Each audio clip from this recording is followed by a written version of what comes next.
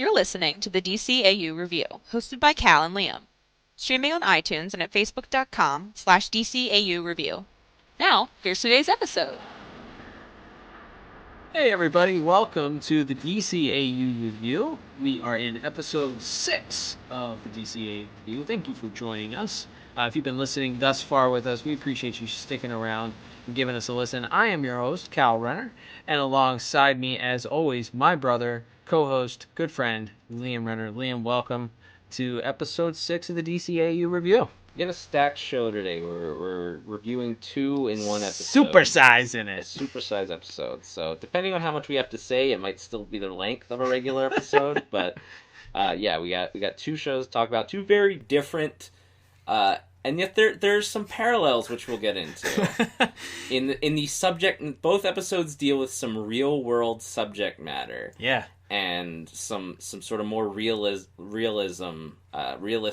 villains, a little more realism to both sides in certain ways. It's grounded in reality, sort of, Yes. in both of them. And in one episode, that's great, and it really makes it almost a perfect episode. And in one episode, it depressed me and creeped me out. So let's start. Quick, please, let's get through this episode as quickly as possible. So we are dealing with episode 6 first of the Batman animated series, and Liam, is the Underdwellers, which just so the people at home know, we were inspired to start this podcast based on the 25th anniversary of the Batman animated series, which happened in 2017. And a lot of people were coming out, ranking their favorite episodes of all times, coming out with their lists from worst to best. And we read a couple of them, and a lot of them had this episode, The Underdwellers, ranked really low. A lot of them, if not all of them, towards the bottom, if not the worst episode of the series. So I was curious going in because I like to be a contrarian. I'm not going to lie. A lot of times I enjoy taking the opposite view of a lot of people and reveling in the fact that I can appreciate things that other people can't. Take Batman. Last Jedi sucked. It really did. Batman versus Superman, the extended cut, actually really cerebral and smart. You just are too dumb to understand it if you think it's a dumb movie. No, I kid. But nonetheless, I was not at all impressed with this episode. It is creepy. It is so incredibly drawn in reality to a point where it's bad almost. It deals with stuff that I, quite frankly, whether I'm a child watching this cartoon or an adult watching this cartoon, don't want to think about when I'm trying to escape to watch a cartoon. Yeah, basically, the basic... We'll get right into the plot here. Oh, God. Our rankings and our just overall thoughts. Again, we're going to try to get through this one quickly. Basically, there's a guy who lives in the sewer. He calls himself the Sewer King. He's super over the top.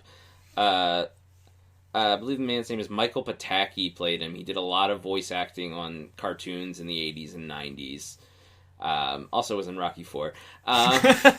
And the best Rocky. The best Rocky. Maybe. The most American Rocky, so that makes it the best. Anyway, just a super over-the-top performance. Very Cobra Commander, G.I. Joe. Right out of it. Yeah, Skeletor. Yes.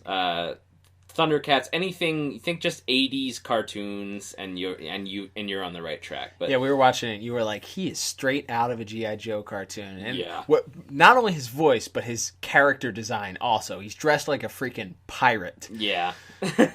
Yeah, it's really wacky. He has like sunglasses with one lens missing. Up. Yeah.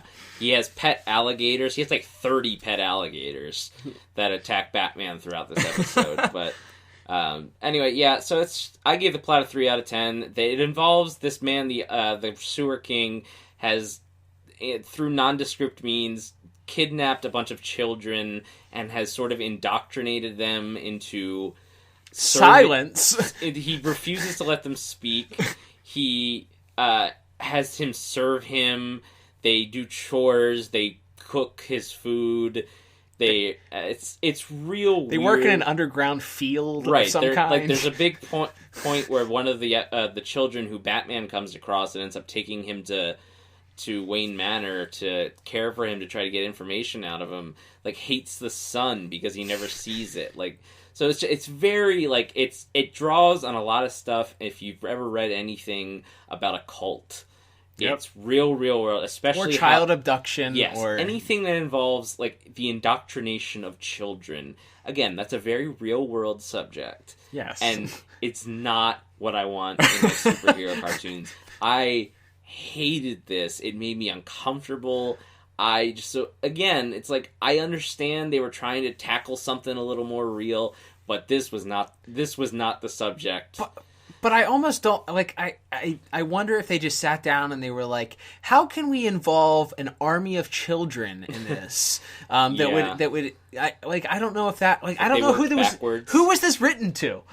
Was this written for children to enjoy because there are children that are being saved, and they kind of at some point, like one of the kid that Batman takes back to Wayne Manor, he like is goofing around with Alfred, which is the only part of the episode, by the way, that I enjoyed. But he gets to save one of the other kids. He sort of like teams up with Batman. He plays a pseudo Robin in this episode towards the end. But I don't know who this episode was written for. That's a great point. So anyway, let's. Plot was 3 out of 10 for me, which honestly feels generous now. All 3 points, I think, are for the Alfred subplot. He's very funny. Hashtag my Alfred, Ephraim Zimbalist Jr. continues to shine. And sort of bringing the lightness to this creepy, dark world. Despite the fact that Alfred first establishes that, quote, he doesn't know anything about children, unquote, despite the fact that he both raised Bruce Wayne and Dick Grayson.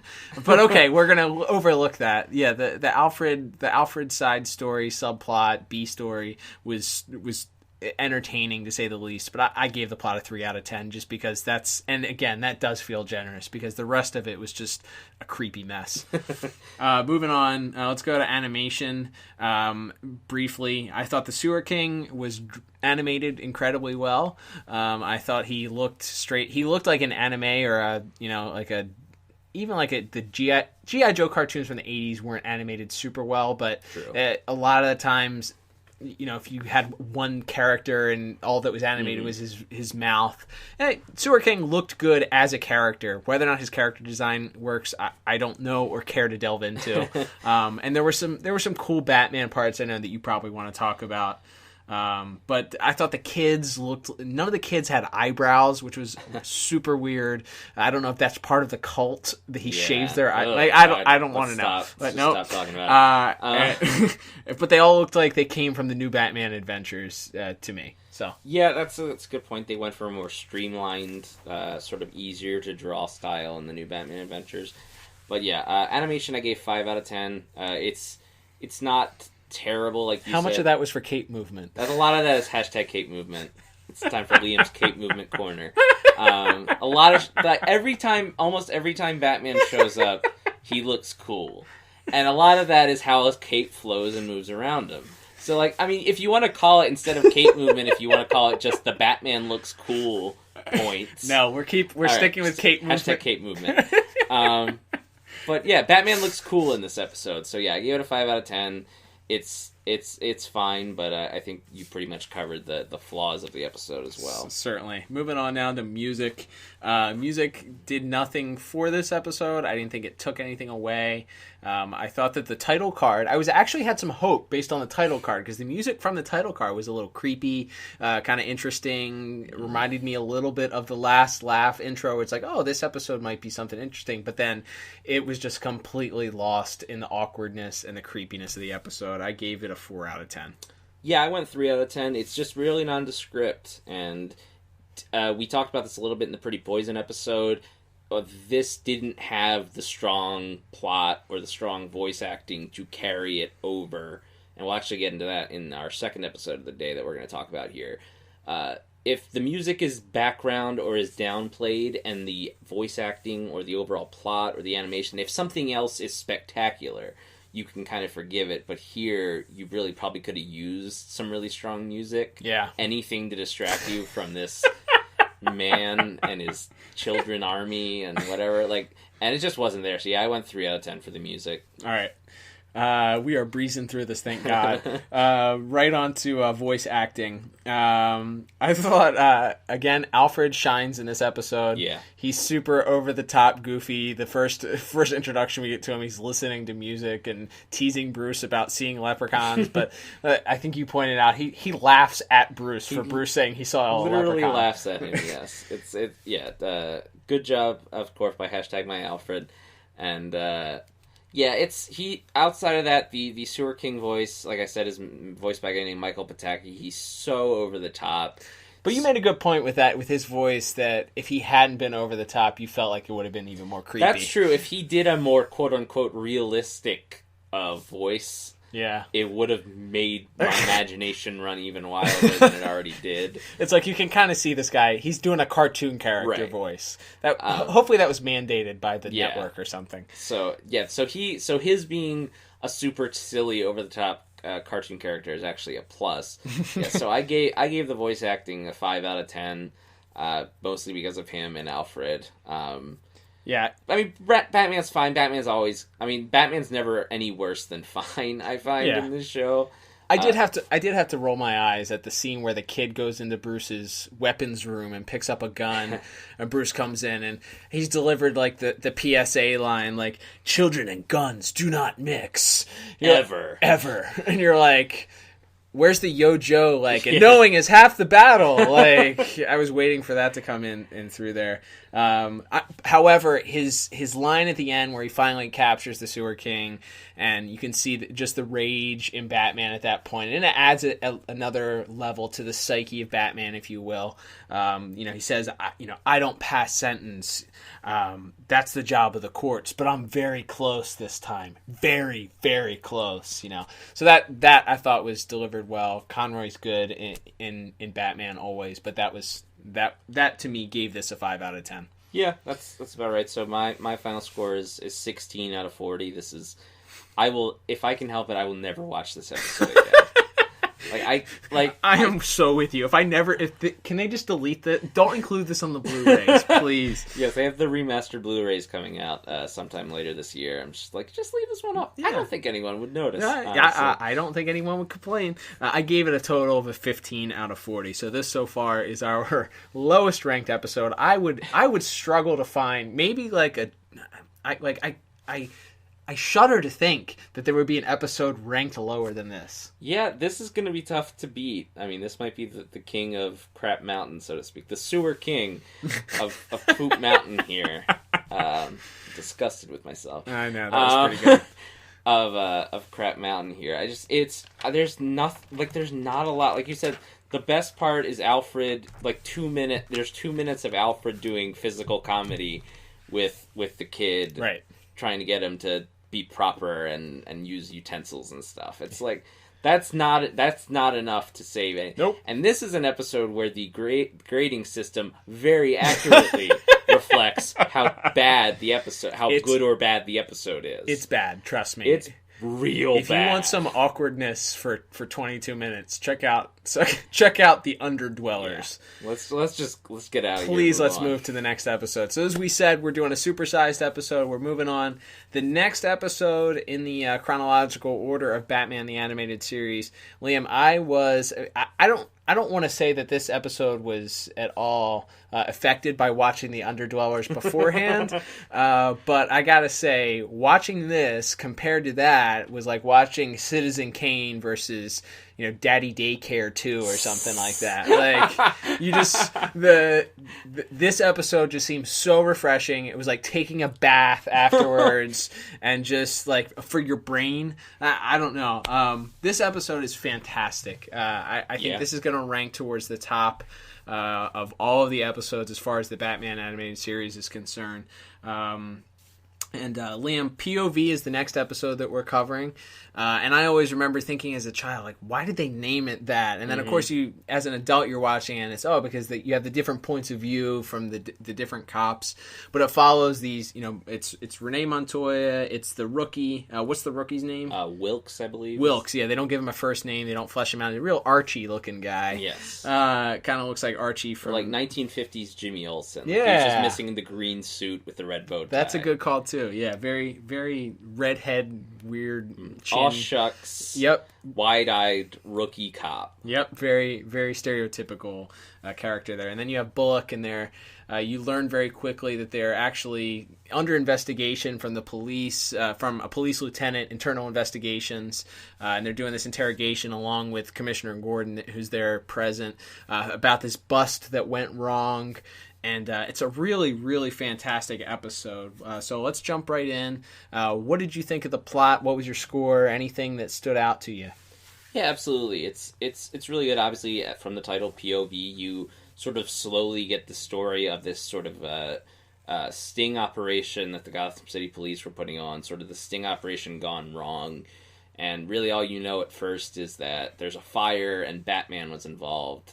And you find out that, okay, did Harvey Bullock go in too early, or were Montoya and Wilkes late? And there's just little things like that, it's real. If you've had a disagreement about how something went, like a shared experience with a friend, yeah. And like if you're telling a story and they go, well, no, that's not how it happened. This is what happened. Like they were saying that they liked the Underdwellers, and that's right.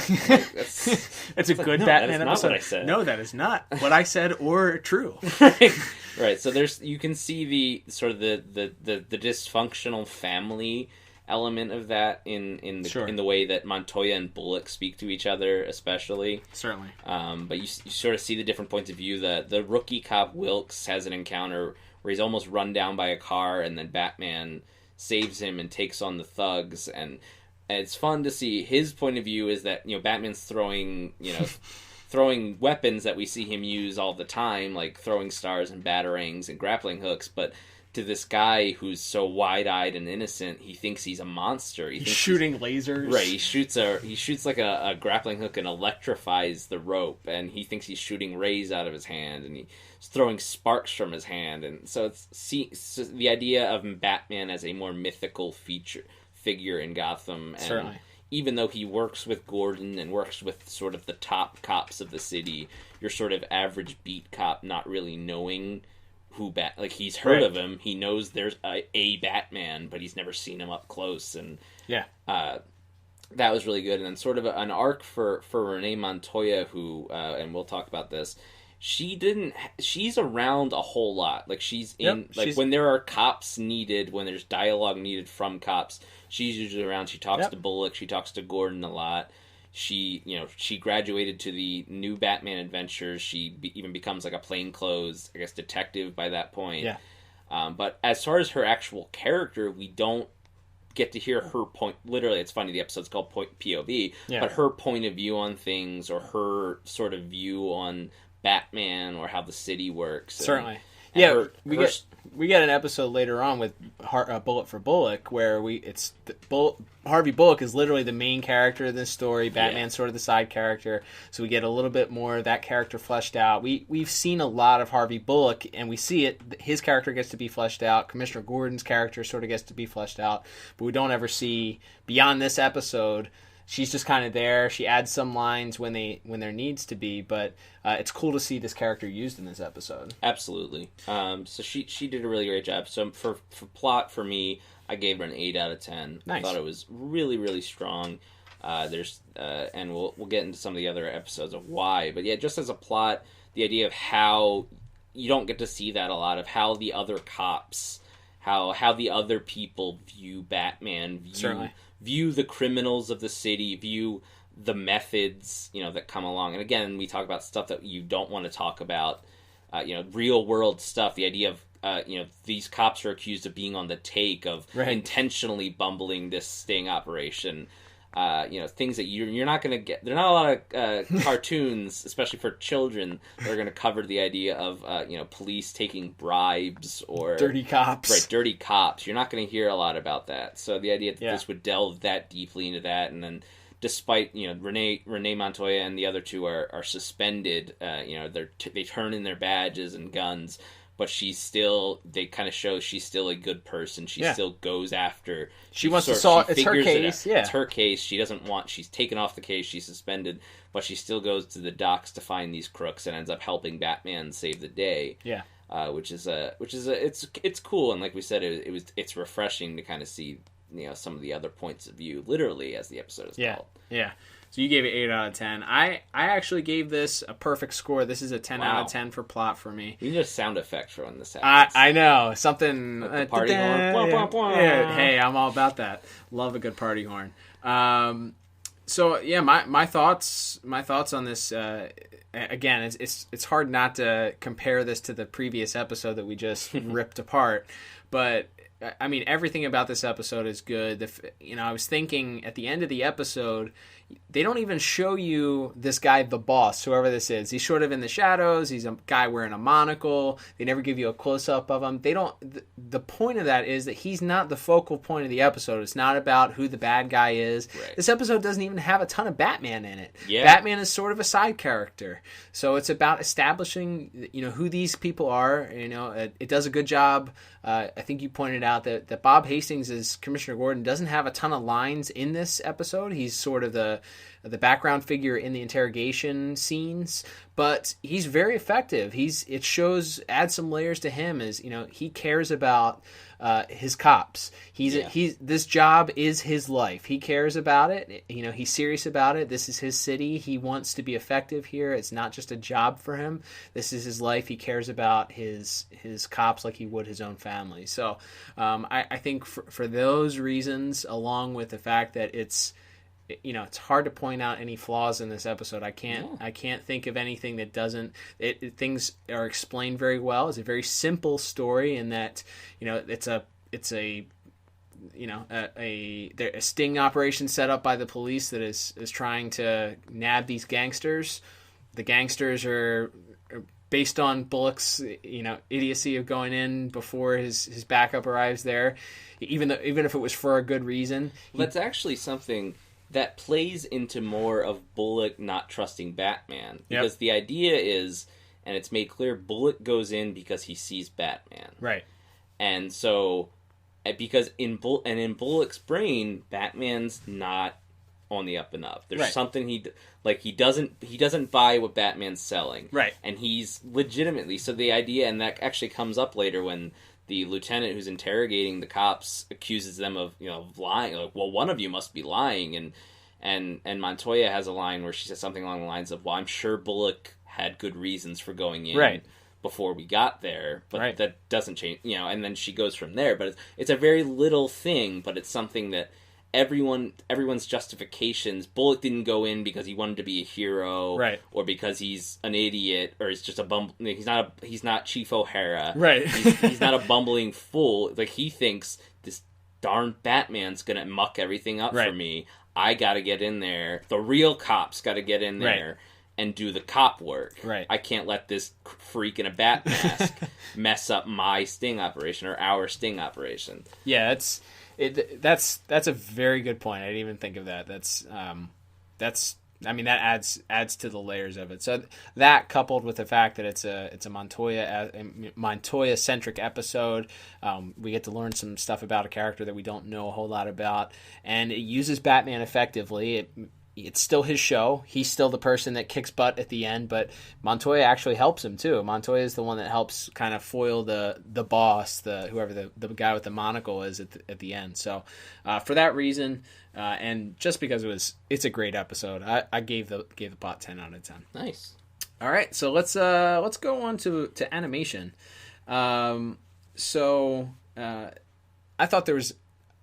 This episode, compared to the last several that we've gone over, I feel like inconsistent was what we said for the last several. Mm-hmm. Last Laugh was very inconsistent. Underdwellers was very inconsistent.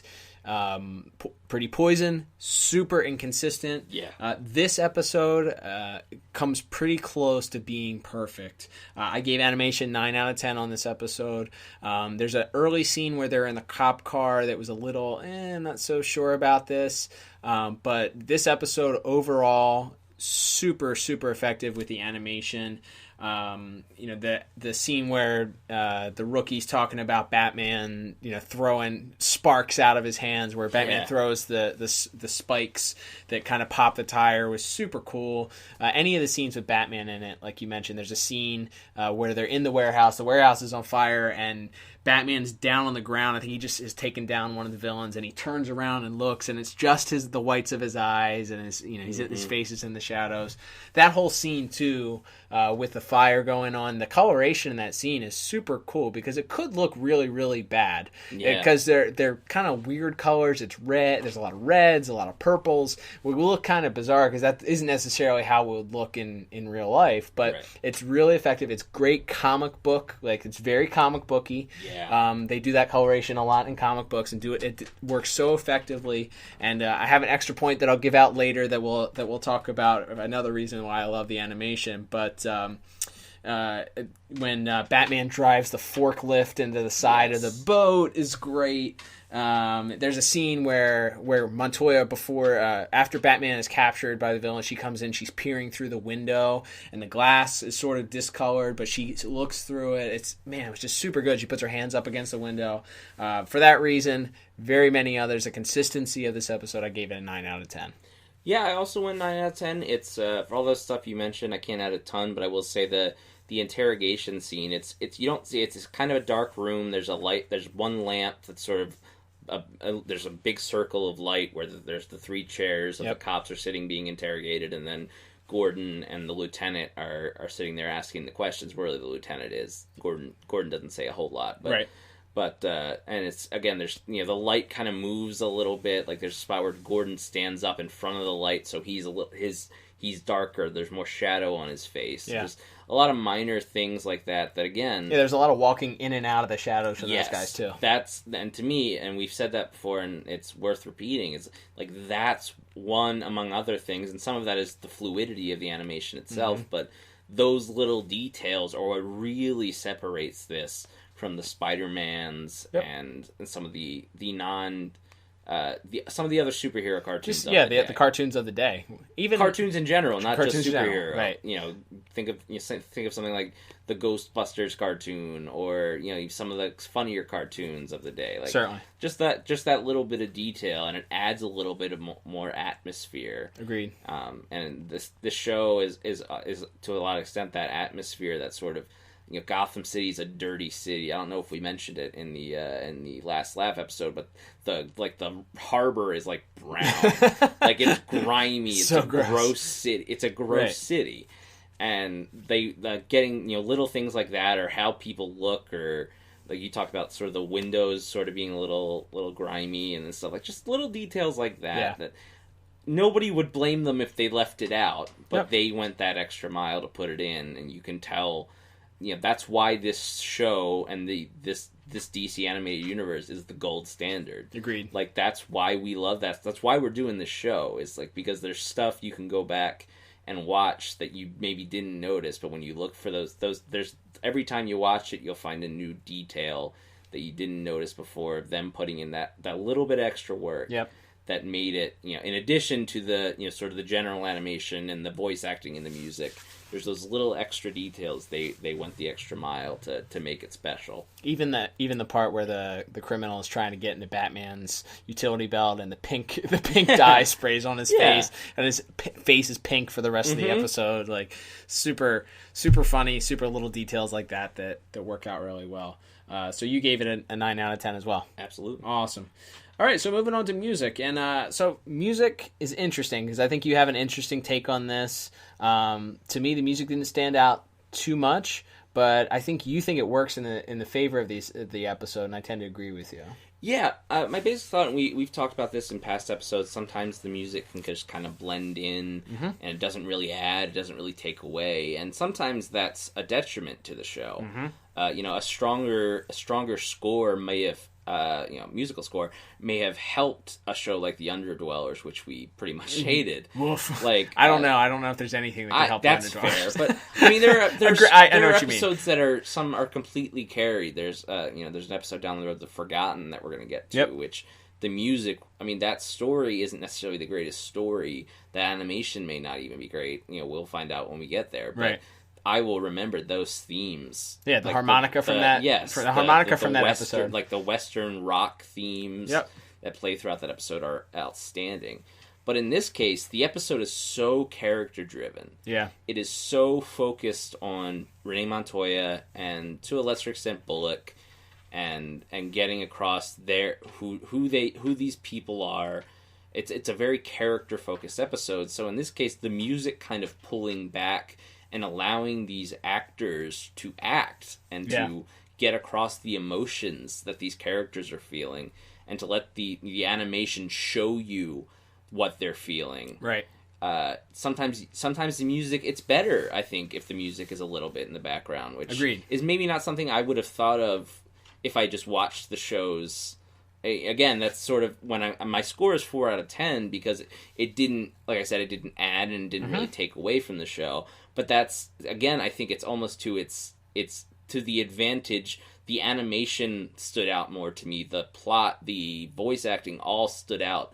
Those scores are all going to be higher for me, right, because the music kind of pulled back. So, and I'm in agreement with you there. I gave music 5 out of 10, and that's not like we've said before in past episodes. The scores the overall score isn't always indication for how we liked the episode or whether or not the episode is great. It's just the average of what the episode ends up being. I think in this case, the music score isn't a knock on it. It's not my score of 5 out of 10 isn't a knock on it. There wasn't a need for the music in this episode, so I put it right in the middle. There's certainly some added at the end for the scene with Montoya and Batman. There's a little bit in the scene with the fire in the warehouse, but it's not needed for the drama, for the voice acting, like you said. It's not needed in this episode. It's not needed to carry the episode where it did in The Last Laugh, where it's a goofy storyline. This is a serious episode. This is grounded in realism and talking about some pretty heavy stuff, and wants the focus to be on the characters, their motivations, their feelings, their reactions, and not kind of take you out of that, which I think the director and the writer of this episode definitely looked at and said, hey, we don't need this overarching score this episode. So agreed. I'm with you there. All right, let's bring it on home with voice acting. I gave voice acting in this episode a 9 out of 10. I thought Bullock, Robert Costanzo's Harvey Bullock, again, we talked about him in the very first episode on Leather Wings. He's featured in the very first scene. His story is the story that comes out first because he was the one that was there at the beginning. And we talked about, as we were watching it, that it was good that they didn't... He kind of is good in small doses. When his voice is so larger than life and so... over the top and so charismatic, I think sometimes that can be a detriment to the episode itself, because then you become focused on this character, his goofiness. I think in the case of the last episode in the Underdwellers, we talked about the Sewer King's voice being so over the top and so Saturday morning cartoonish that I think that same thing can happen with Bullock. So I think that the amount that they use Bullock in this episode is great. I thought that the back and forth in the interrogation between Bob Hastings, Jim Gordon, and the John, I believe his name's John not Constantine, but Considine, his Lieutenant Hackle, the guy that's the internal affairs guy. Their back and forth is super strong. They have a nice back and forth dialogue about whether Gordon wants to not necessarily do things by the book because he trusts his people. Hackle wants to squeeze these guys because he thinks that they're dirty cops. So it's a good back and forth. There's very minimal Batman dialogue. I think that works to this episode's favor. Sure. It didn't need a whole lot of Batman to carry it, but he's effective where he needs to be. In fact, I don't think, other than look out, I don't think he says anything in the scene in the warehouse fire. I think there's... he speaks very little until the final act, when he's sort of pressing the thugs while he's still tied up, asking them where their boss is, and then he speaks to Montoya a little bit. But yeah, Batman probably says less than 50 words in this episode, and that's good. It's right, and that's fine. And sometimes you need him to be the silent character, or you don't need him to be the guy who carries the lion's share. And as we mentioned with the plot and everything, this story is really not his story. He's a huge part of it. It's still Batman the animated series, but he's sort of he has a part to play, and his part is to just sort of be a backup character in this. But certainly. What did your score end up being for the voice acting? So for voice acting, I gave it a 9 out of 10. It's really great. Yep.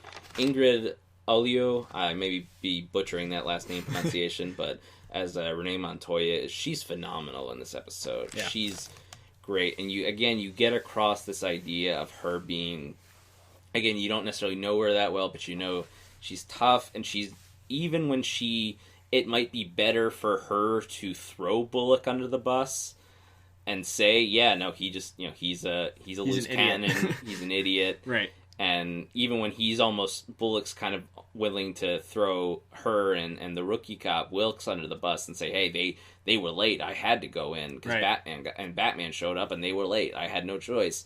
But she's still sort of willing to go to bat for Bullock when Bullock's getting sort of the heat turned on to him. And Miss Ingrid. She's very subtle too.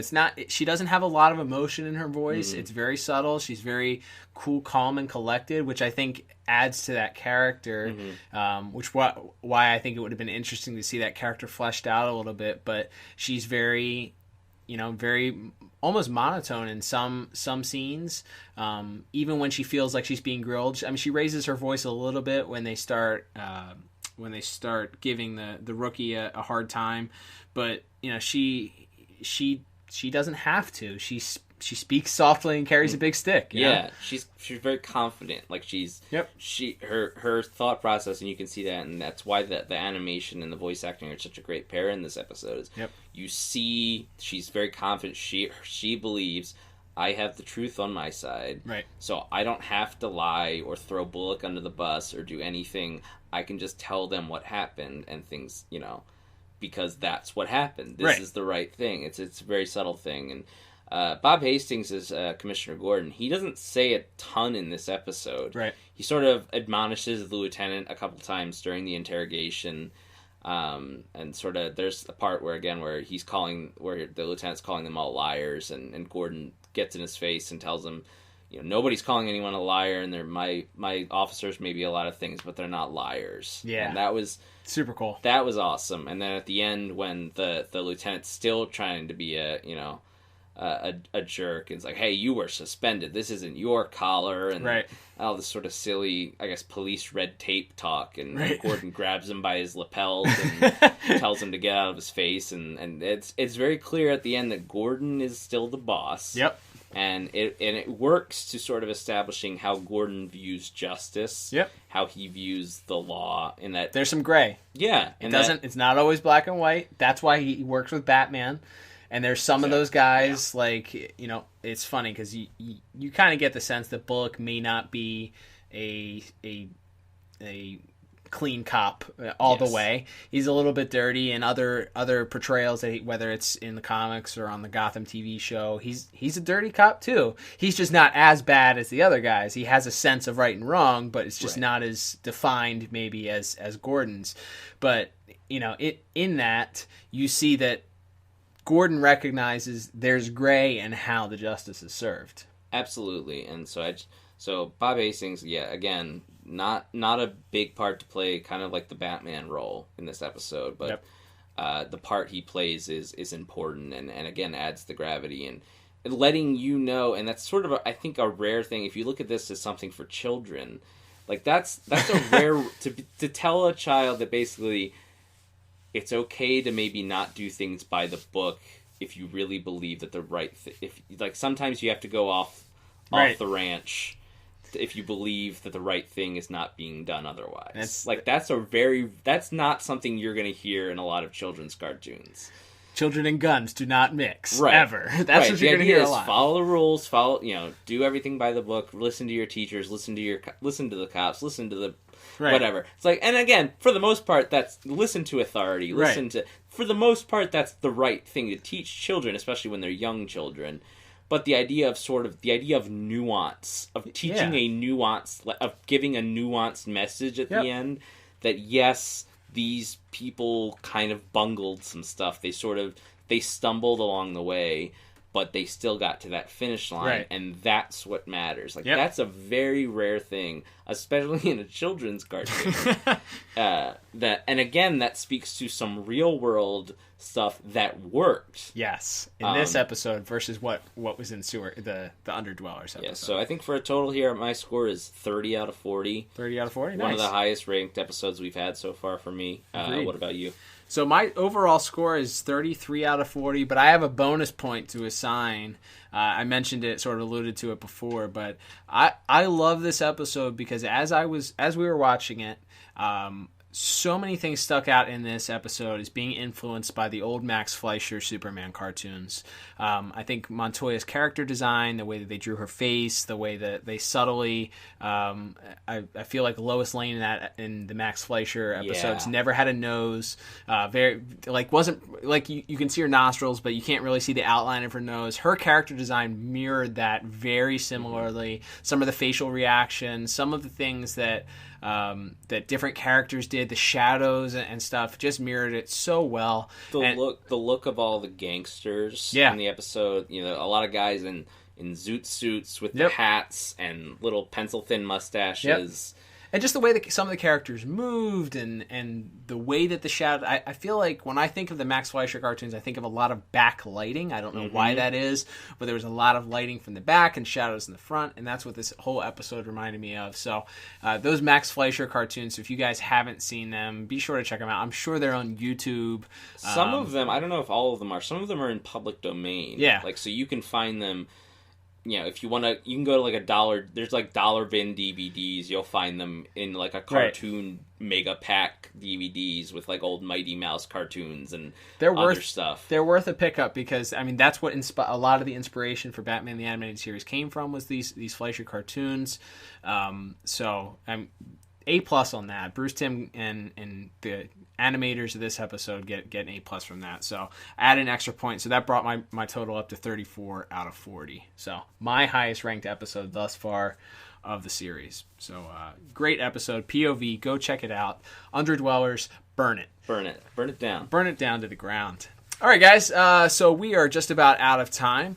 Please make sure to go ahead and subscribe to us on iTunes. We would love if you gave us a 5-star review. That would help us out immensely. We would also love for you to follow us on Twitter. We are at DCAU Review on Twitter. Go check that out. Liam runs the Twitter page. Tweet at him. Tweet your thoughts. What do you think? Did you have a differing opinion of the Underdwellers? Did you agree with us? Was there more creepy stuff that we missed? Feel free to tweet us and let us know. What about P.O.V.? How did you think of that? What did you think of the episode overall? Was there anything? Are we seeing this through the wrong lens because we watched it right after watching Underdwellers? Tweet at us if we missed some things or you felt like we overlooked some deficiencies this episode has. We'd love to hear from you. Also, make sure you like us on Facebook. We are at DCAU Review, facebook.com/DCAU Review. So with that said, thanks for tuning into this supersized episode. Until next time, I'm Cal. I'm Liam. See you later. Bye-bye.